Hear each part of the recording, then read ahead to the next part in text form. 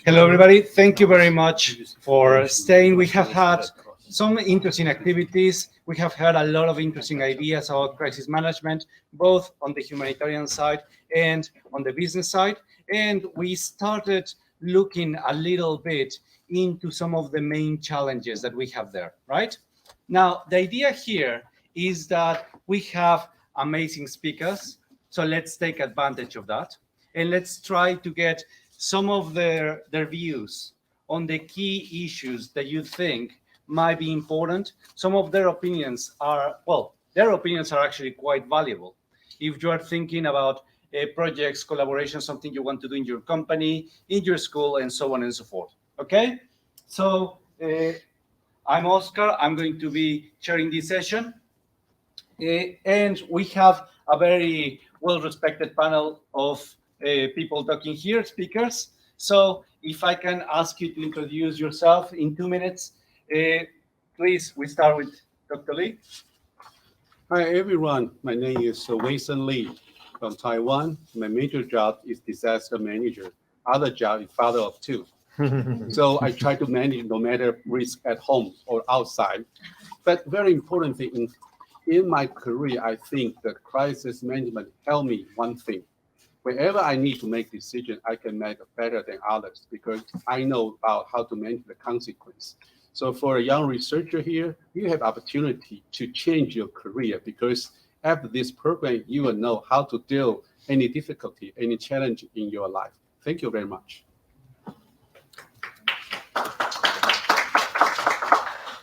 Hi everyone, I'm Sue Anson and I'm Head of Innovation and Research at Trilateral Research. Trilateral is an SME based in London and in Waterford, focusing on AI to save lives.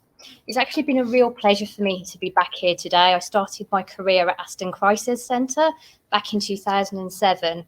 And as Pavel mentioned earlier, I had the opportunity to work on a couple of projects here, one focusing on how government organisations prepare their public mass evacuation, and another focusing on social media.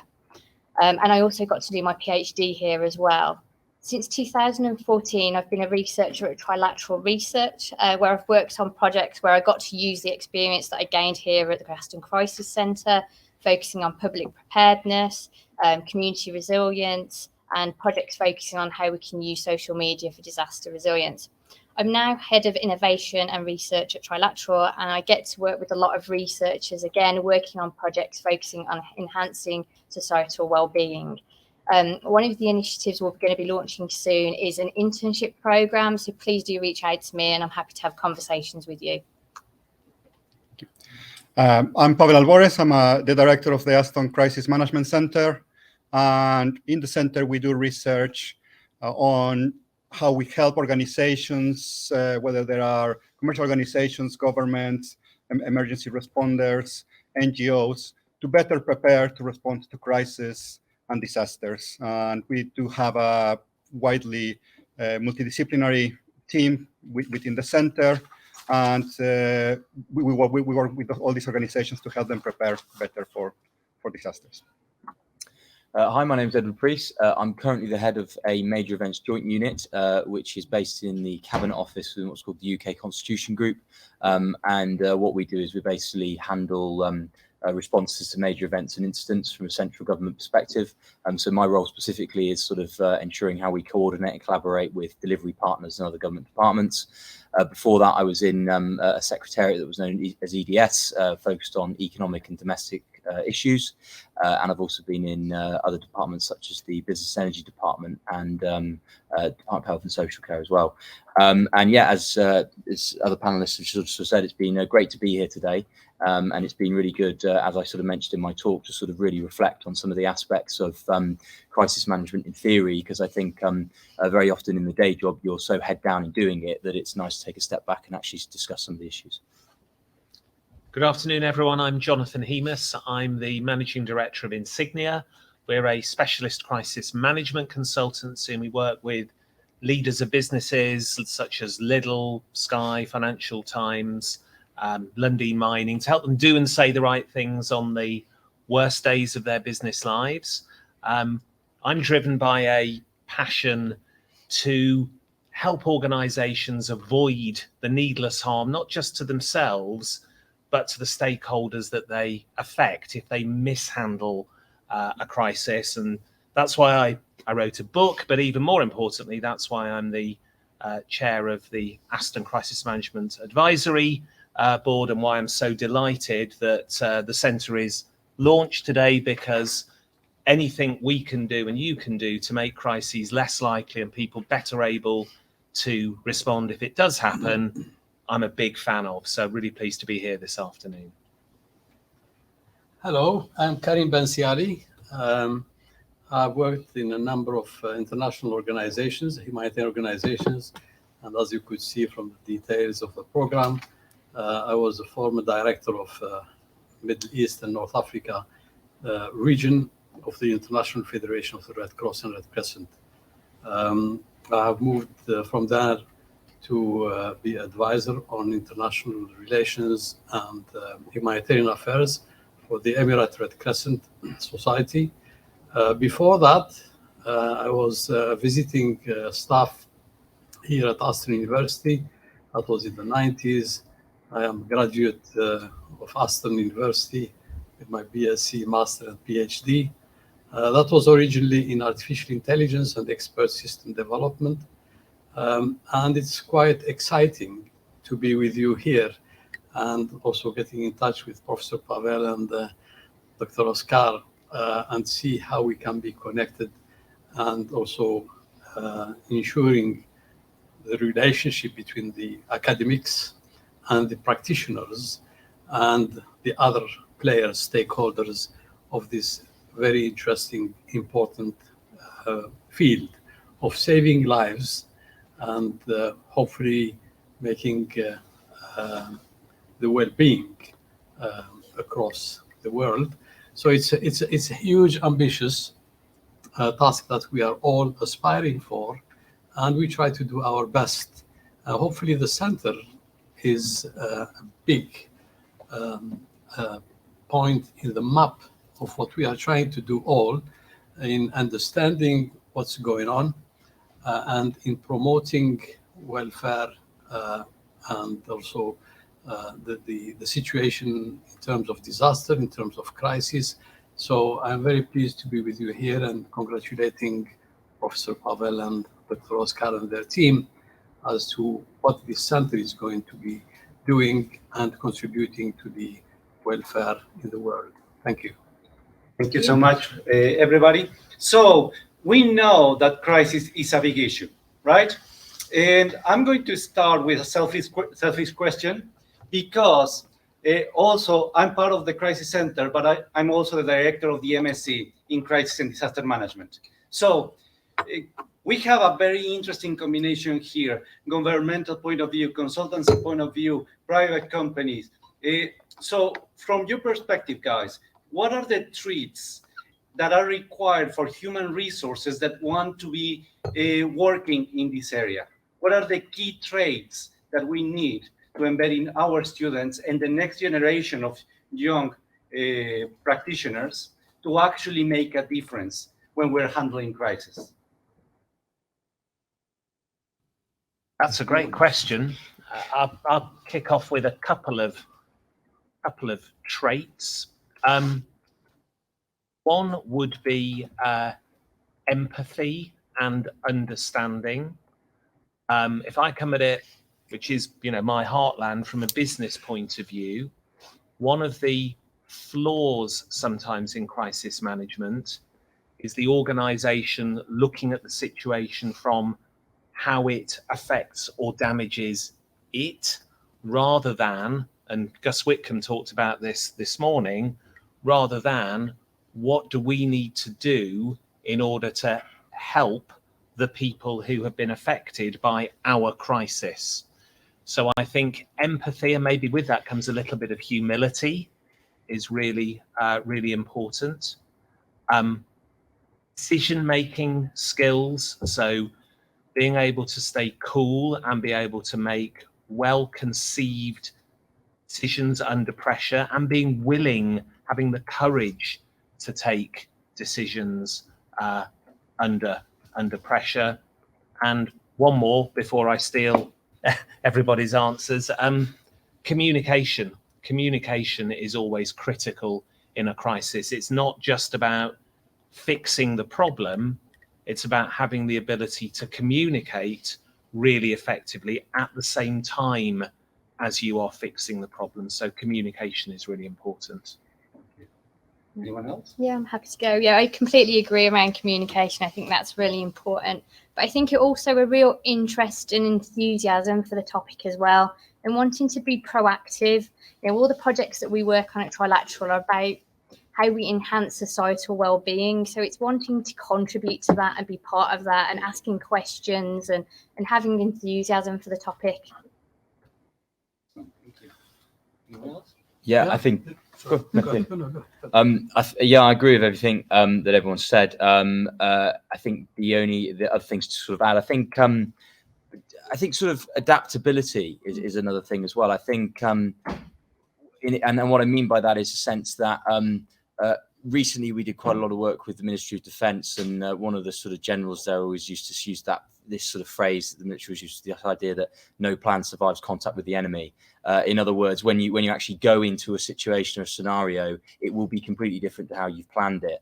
And I think sometimes that ability to sort of adapt to what you think is going to happen or how you think something should be, and then to sort of read the situation in live time and to be able to adapt in live time is a really important feature. And with that, be able to sort of continuously move on and move with the situation at pace, rather than how you might want it to theoretically pan out. So I think that ability to be adaptable and be comfortable with that is another thing as well. And that ability that you're dealing in a crisis with an uncomfortable situation.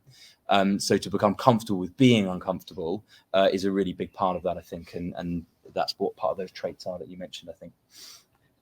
If I may draw from my humble experience, being an academic and then moving on to humanitarian field and working with in different countries, with different managers, etc.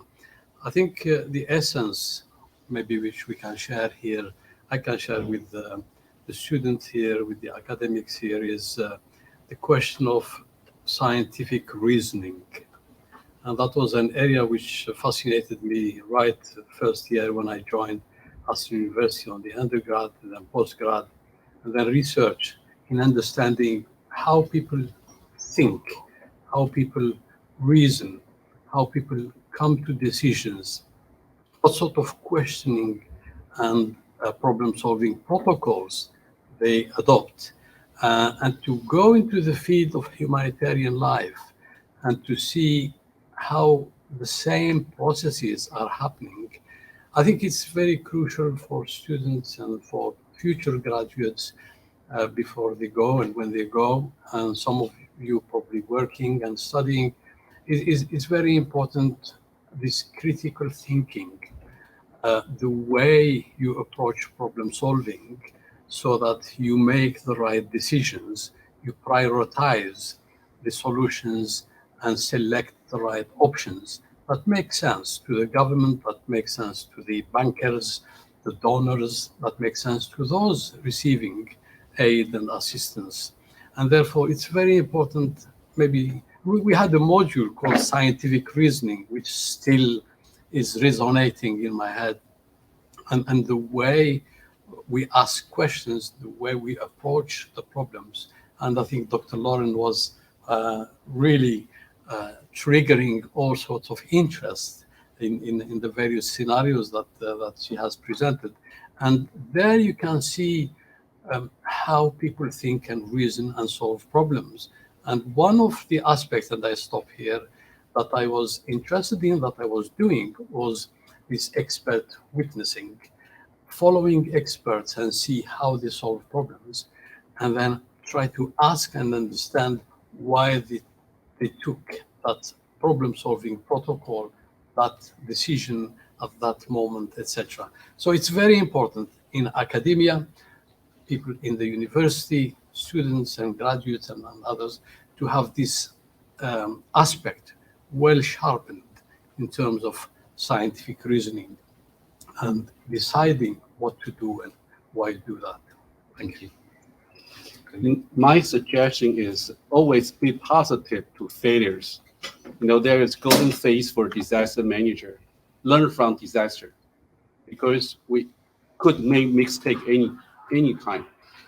Our experience, because Typhoon Morocco, we solved a lot of failures. So we start working on information intelligence.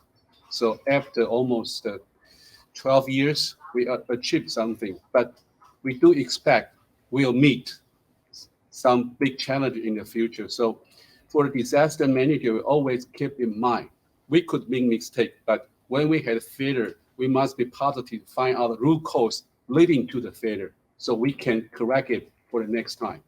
So always remember, another very important thing, since Aston have the students from many countries, so it's also a good occasion you can learn about the cultural differences. One day, when you go to international society, you have to understand the cultural differences. That cultural difference doesn't matter the disagreement. That means you have to understand why they make kind of decision.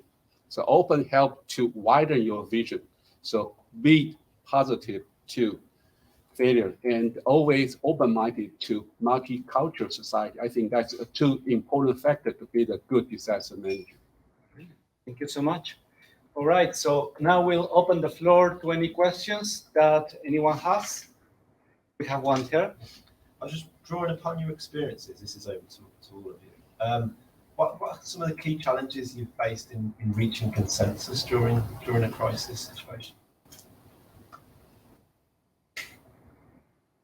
Okay, maybe I respond first, because we always face kind of challenge using the real case.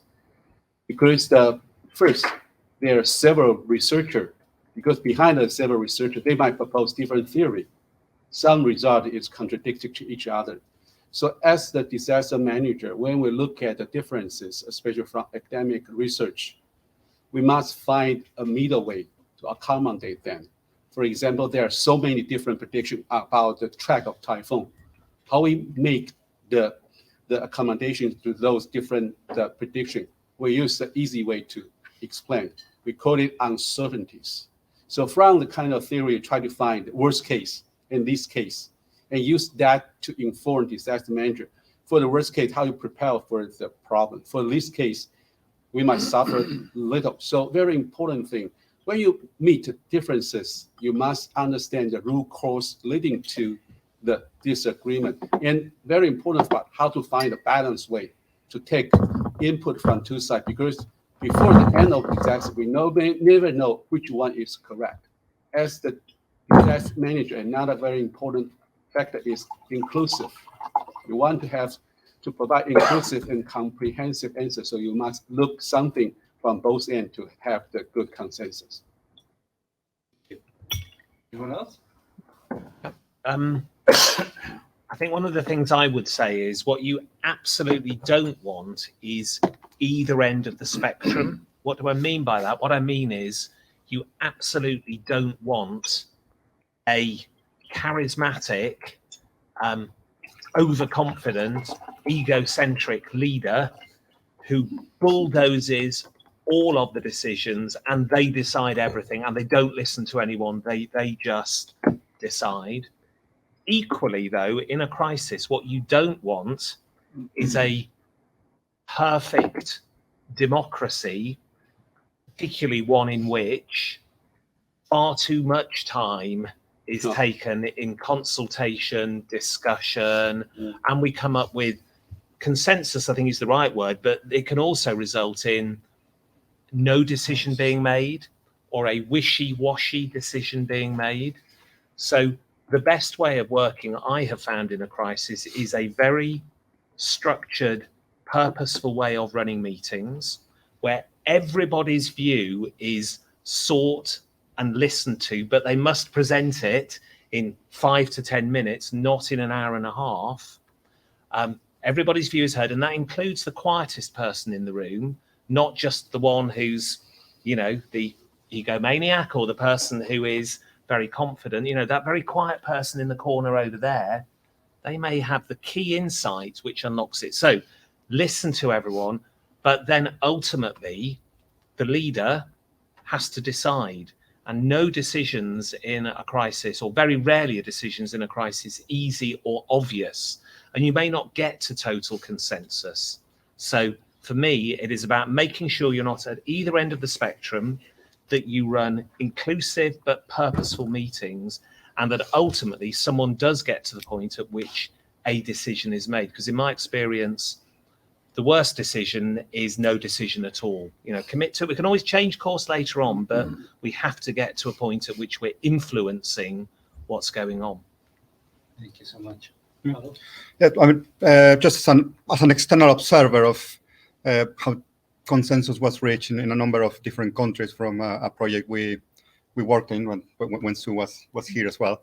I think something which needs to be taken into account are the values, whether the organizational values or the individual values of the different decision makers, and how that affects their perspective on the decision to be made. I mean, something which we found a lot was, who is the decision maker for an evacuation?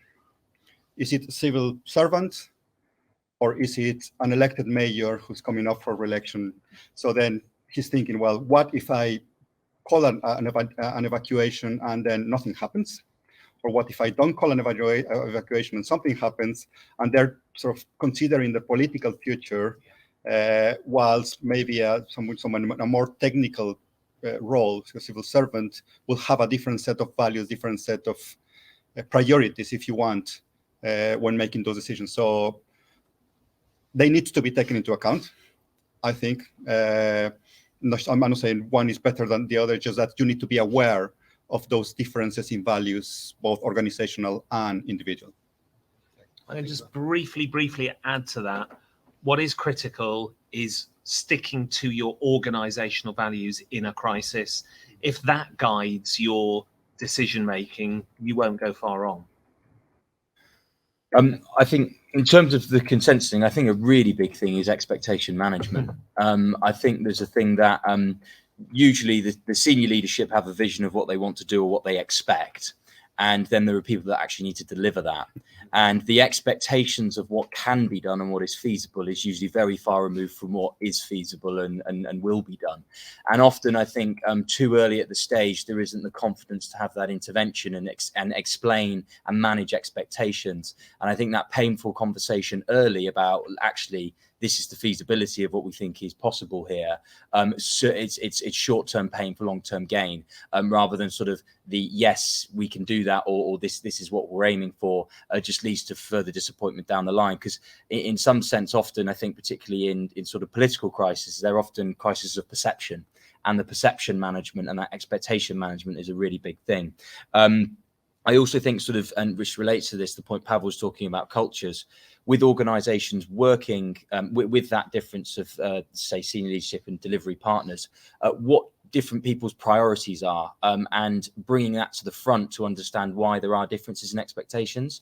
So someone who is, say, in a very delivery operational role might simply have as their first priority public safety for something, whereas someone who is more on a looking at it from a more strategic or political level, they might have other priorities that are around things like media management and stuff as well, and so they're factoring other things in. So I think trying to make everybody aware of the coexisting perspectives and the different priorities is, I think, a really big thing. And then I think one final practical point on the point of consensus that does sometimes come into play is actually who's paying for stuff. So often, sometimes when there's delivery or implementation of things, there might be two organizations that are coming across with something, and one department might be fine with paying for it, we're doing it, but they're saying, hang on a minute, it's not coming out of our budget. So I think sometimes actually, because as I say, with crises, they're not always planned for within the existing finances. So getting that thing about that reassurance around the funding of response of different things can also be a thing that comes into play. Thank you so much. Another question? Yeah, please. Yeah. Within an organization or a business is faced with crisis, how important does upholding a customer value play a role, and how do you ensure that?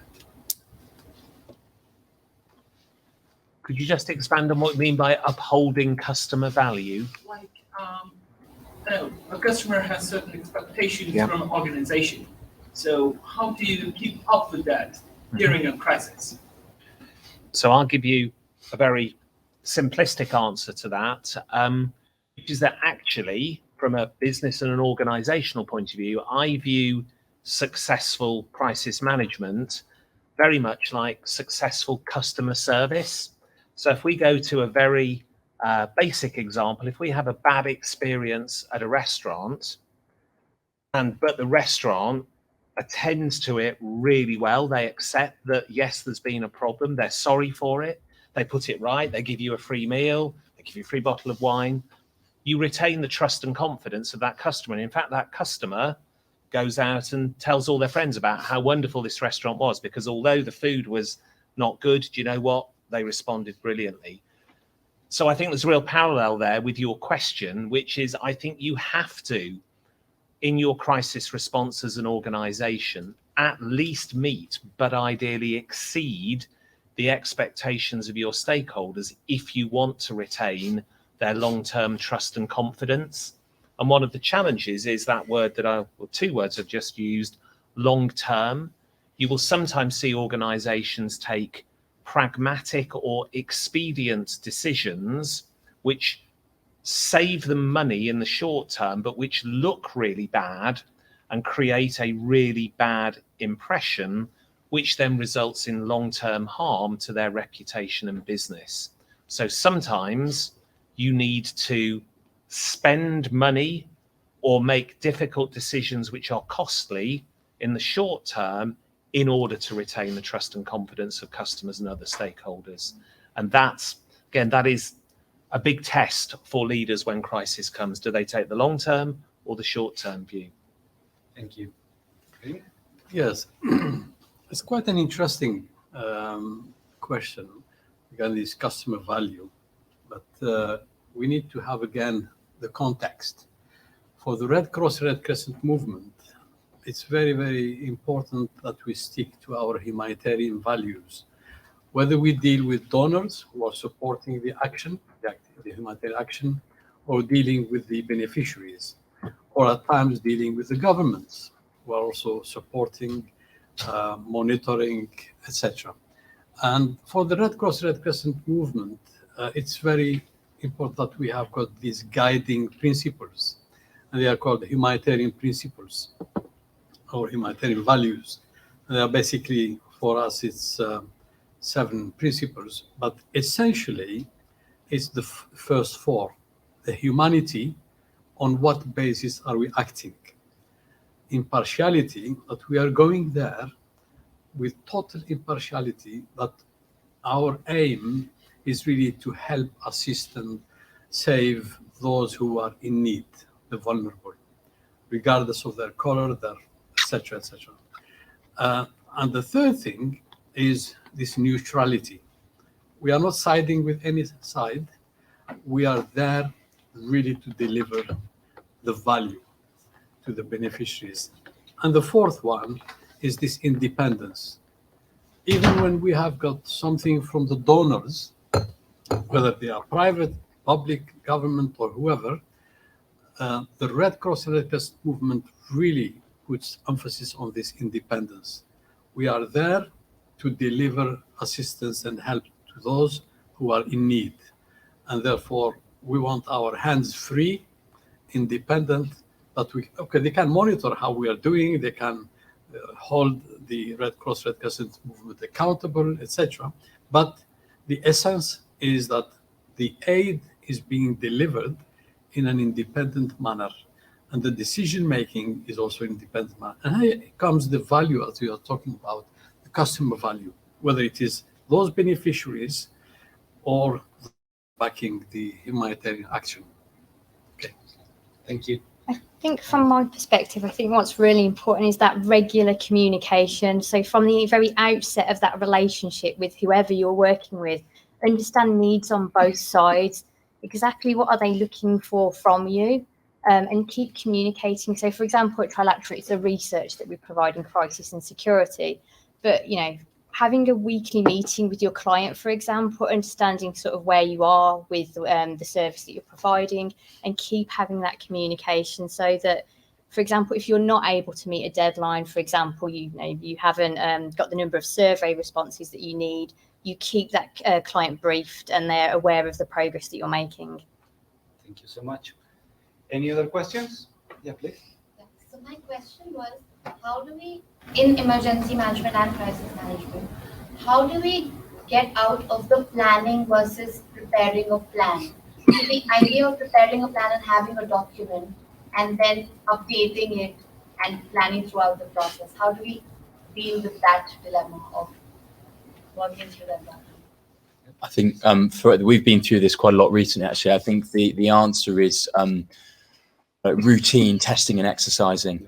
So I think, and where you can, trying to simulate scenarios of activation of different events or whatever, and incidents, to really get, to give people a practice and experience and a feel, but also because what you write down in theory is never actually the same in practice, and the reality is, even when you test an exercise, it's completely different to when you actually activate, but it's still a step closer than when you're doing it on paper. So I think baking into your sort of general practice, testing and exercising of drills of situations is the best way to do it. And we do that with all sorts of things, like we do fire drills in buildings and stuff, and that's just normal practice. So similarly, preparing for incident management or event response or whatever by similar simulations, I think is the best way to do that, and ideally little and often, so that you're getting it into people's headspace of how to respond to things, and getting out the bugs and the issues. I think as well, what's really important, is not just conducting research for the sake of it.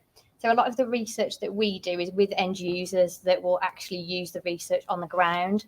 And we make sure that the research that we do is applied so they can understand maybe some of the limitations or the implications of the decisions or the plans that they're making as well. I think first, those manuals should be a living document, because wherever we have a chance to implement the document, we find something wrong. Mm-hmm. This is why sometimes we transfer some idea about disaster management. I always told my audience, my word just SOP, but the P does not stand for procedure. C stands for the principles. You have digest an idea and develop your own SOP. That's very important, because most of people just want to copy your idea and put into that book, but sometimes it doesn't fit. So do remember, for the disaster management, always no perfect answer. Always have a better answer next time. So keep learning and keep updating the information. So it's very important. Like our SOP in the EOC, we update every year, because every year with something wrong previous year, so we update this year. So there is it can never ending process. Something which we observed was a sort of transition from having very specific plans to a sort of all hazard plans. So right, having very detailed instructions. So this is what happens if there's a terrorist attack. This is what happens if you have a flood. Because as I say, so if you have very specific steps, but reality is not going to be like that. So you come back to those principles of sort of, this is our, if you want, sort of operating principle in a way. These are the principles that we're going to be guiding ourselves by. And then once a disaster or a crisis hits, then you work with those principles, but as I was saying, so you are flexible, you adapt to specific conditions, because no disaster, no crisis is the same ever. Yep. Thank you so much. Final question? Yeah, please. Civil military relation, coordination and cooperation plays a vital role in disaster management. So, what are the important points military should keep in mind or follow while coordinating or working with the civilian stakeholders? Sorry, I didn't hear that. So basically, it is very important to have collaboration and coordination when you have a crisis. So for instance, if you're talking about army services, how can they engage with civil servants and civil organizations to actually work together, interact in a way that can help deal with the crisis? I'll give a quick answer on that. Rehearse it. So wherever possible, involve key partners and interrelated stakeholders in your exercising. If somebody is going to be critical in your response, involve them in your planning and exercising, so that it's not a surprise when the event occurs. For example, we were involved supporting Team England in the Commonwealth Games, planning for issues which might affect them. But we couldn't do that in isolation from the organising committee, the emergency services, Birmingham City Council, DCMS, the government department. You all, as a minimum, need to understand how you're all going to respond, because you don't want it to be a surprise when the worst occurs. So plan it, and then ideally rehearse it. Yes. Again, this is a very interesting, important question. And usually the United Nations talk about this CIMIC, civil-military coordination. And it's not only the UN. Most of the NGOs are talking about, again, the Red Cross and Red Crescent. We've got a lot of work to do with all stakeholders, with all partners.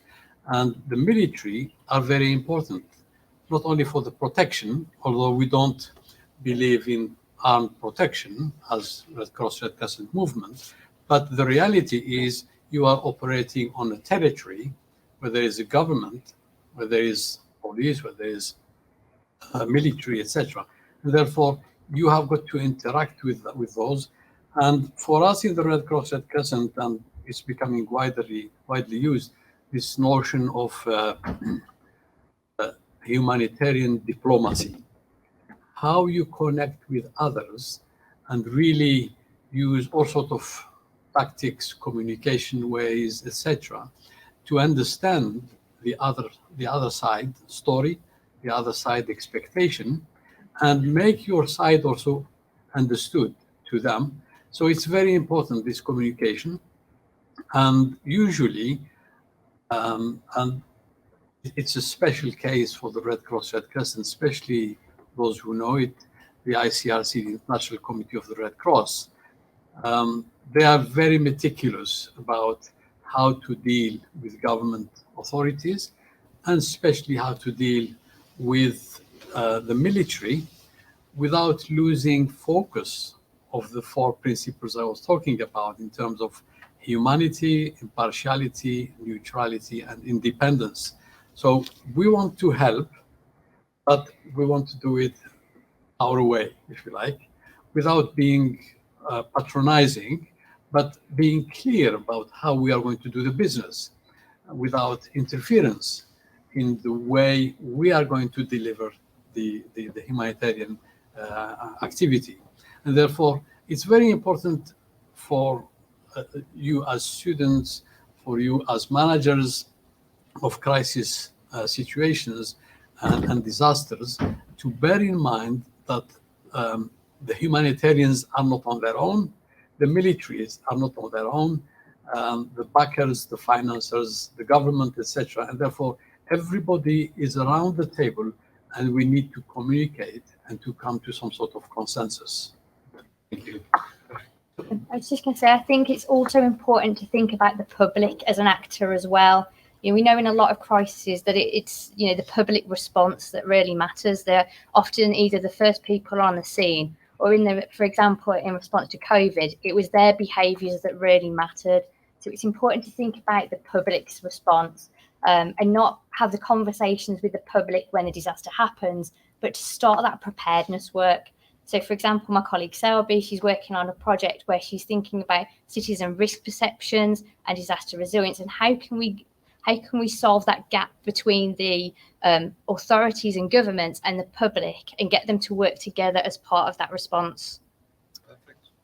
I think on sort of inter-organisational cooperation, collaboration, I think a really powerful thing that rates a real difference is that when you can have in organisations people who are have either been seconded to an organisation or they were previously in another one of those organisations. So, for example, if you can have a ex-military who's now a civil servant, or if you can have a civil servant who was seconded to the police, or people from the private sector who've now joined government, or vice versa. I think that makes a real difference when things come together, because on a practical level, organizations have their own cultures, they have their own languages, and people just understandably can act as like a translator. They know what that person's talking about, they understand their governance structures, and there's just an immediate translation that can be immediately understood. So I think that on one level, and then on a next level, they also will usually have those networks and those contacts, so you can more easily collaborate between one another. And then lastly, another thing as well, when they are working, because often there's an issue with sort of tribalism between organizations. In your talk, you're talking about trust and organizations seeing themselves as a part. Whereas if someone is, say, for example, ex-military, but they're now in a civil service department and they've got to work with the military, there's not that barrier of them and us, and they can break that down. And then once you become familiarized and the situation settled, the rest of the organization can work together a bit more. So I think secondments and other people from other organizations crossing over is a really effective way of achieving that, if you can. But that's part of business planning, I suppose, and factoring that in. Excellent. Thank you so much. Okay, being mindful of time, we're going to close the panel, but before that, I just want to ask each one of the speakers to take 1 minute to tell us something. What is next after the experience we had with the pandemic, after everything that has happened, the crisis that we have with Ukraine and so on and so forth? Give us one thought about what is the way forward to actually improve this field of crisis management. Dr. Lee? No, I'm still the first. I will remind one direction we think about. Redefine the internship. I think most of PhD want to find internship. Of course, for the research, you can go to the lab, find a job to advance your study. But for a disaster manager, how about think to find a real location, maybe post-disaster recovery, maybe not search and rescue, find a location, do the internship to join real disaster risk management job. Otherwise, you just learn a lot of theory. You need to redefine in the future about your internship for research or for the practical implementation. For the practical implementation, I think you can apply the job no matter in UN system. Even my office, we open to kind of internship if you have interest to learn about real disaster management work. Thank you. Sue? I think it's to also think about the people that the disaster affects. Think about the community and the public. And I know I talk about this a lot, but it's because it's where my research focuses. But, you know, we learned a lot during COVID about how it impacted on the public and how they were part of the response as well. And a lot of the questions that Lauren asked earlier were really important as well. And I think the quote of the day for me is from the session that she led on disaster ethics, and about preparedness, and public are part of that preparedness. Pavel? I mean, I have to say probably follow something like that. I mean, I am a mathematical modeler, I'm an optimization, but I think we need to integrate that with the human aspects. I mean, talking to people is because our humans are the ones that are going to be implementing those models. Humans are going to be who are going to be responding. So we need to take into consideration. Obviously, we have all these algorithms and all these interesting technologies, but we need to understand both the people affected by the disasters and also the people responding to those disasters, and integrate that with all the cool stuff that we do. Thank you very much, Ed. It's quite a specific one, but I think for government, so Jonathan and I were talking a bit about before about why he got started with Insignia and stuff, is that in government, what you have is, in civil service at least, people can be assigned to professions. So they can be a policy professional, or they can be a comms professional, or a project manager, or something like that. And we were having this conversation earlier. It's that anyone who tends to work in the crisis management space in government there'll be a policy official first, so the policy official who works on crisis management, or a comms person who works on a crisis, or a project manager. And maybe if there could be some way of sort of introducing a discipline or profession that maybe flips that on its head. And I think sort of the work that you guys do here is a good example of this potentially in practice, but where someone sees themselves first and foremost as a crisis manager, and they opt to use those skills of project management policy to serve that, rather than someone who has a BAU policy job that will occasionally be searched to support crises. So I think in some sense, if government can try to bring a professionalization in the terms of an actual discipline of crisis management, would be one thing that I would implement if we could. Brilliant. Thank you very much, Jonathan. You talked about almost the catalyst of the pandemic. So I'm cheating as usual. I've got two kind of related thoughts for the future that I hope we will take out of the pandemic. One is plan for the worst case scenario. Occasionally, and I'm talking about organizations with whom we've worked in the past, organizations only want to plan for kind of risks that they're comfortable with, which sounds like a strange phrase. You need to plan for the risks that you're uncomfortable with. If you plan for the worst case, then you can certainly deal with anything that's less than the worst case. And the second thing in terms of planning, training, and thinking is have a plan which is risk agnostic. In other words, a way of working that doesn't require the crisis to fit into very tight constraints that you have preordained within your plan. So plan for the worst case and be risk agnostic in your planning. Thank you. Karim? Yes. This is the future. I think what we have witnessed with COVID and with many disasters, Hurricane Ian, the floods in Pakistan, etc., crises and disasters are here to stay, and they become probably worse. So we need to be prepared to have an innovative mind, an innovative approach. We need to live really in the future and try to predict what's going to happen. Because what we are seeing is already past. We have not finished with the COVID, but it's already past. What is next? Even COVID, we knew about it from 2008, 2010. We knew that it was coming, but there was very little scenarios and preparedness and innovative thinking. And the third thing is this critical thinking, that we really need to look into the future in a critical manner, positive, proactive, and being better prepared. That's all. Thank you. Thank you very much, Karim. Can we thank our speakers today, our panel? And with this, I will let Pavel just close the session. Some final thoughts? Yes, I mean, I'm just going to be very, very quick. First of all, thank you to all of you for attending the day. Personally, it's been very, very interesting. It's gone probably a lot better than I expected, but then again, I'm a crisis planner. But I mean, that success is due in big part due to our speakers, our panelists. So I want to thank all of you for your contributions. I think we're all inspired, motivated, and really keen to sort of continue working on the ideas that are coming out today. Hopefully, this is just the beginning. We are just relaunching the center. I'd like to see more collaboration in the future with all of you. For our students, if you're interested in this area, I know we have some masters in crisis management, crisis and disaster management students here, but we also have many other students from other programs. So I'll be very happy for you to get involved with the center. And last but not least, a huge thanks to the team. So I hope I don't miss anyone, but sort of for Oscar, Kamal, Lauren, David, Jen, of course, who's keeping us, Sam, and Joshua, who's developed some of the videos. It's been a huge effort for a long time.